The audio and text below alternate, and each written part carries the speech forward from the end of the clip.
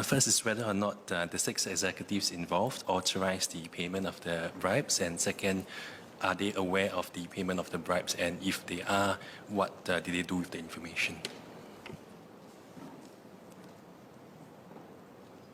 The short answer is I don't know. I don't know because I did not conduct the investigations.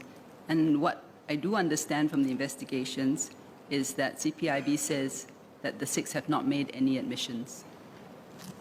The CPIB had conducted as thorough an investigation as it could with the information and powers that it possessed. It turned all the stones it could and assessed the evidence together with the AGC. They concluded that they could not sustain any charges in court. The conduct had taken place overseas. Key witnesses are not available. Key documents are also not available. We got some information from Brazil, but it was not adequate to mount any criminal charge. There were no admissions which could be relied upon to cross the evidentiary requirements.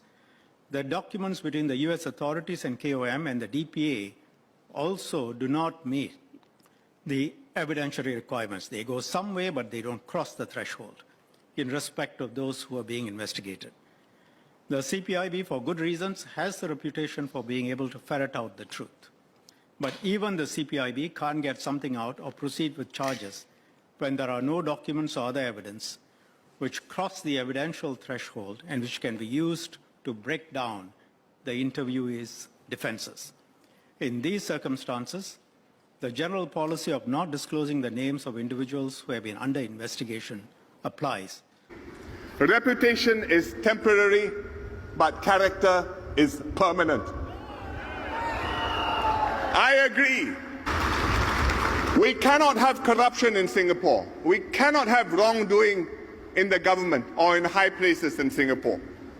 That's why we have the CPIB reporting to me as PM, and if I don't give approval to the CPIB to investigate somebody, the CPIB can go to the President and ask the President for approval. President says yes, CPIB can proceed against the PM. That's why we have the Auditor General's Office, to keep the government straight, to keep our statutory board straight, and once in a while to find out whether the town councils are straight or not straight.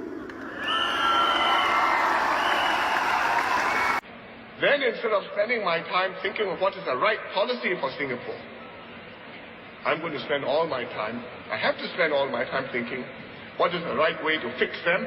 What's the right way to buy my own supporters over? How can I solve this week's problem? In Japan, the chairman and CEO call press conference, take a deep bow. And in the good old days, they may even commit harakiri.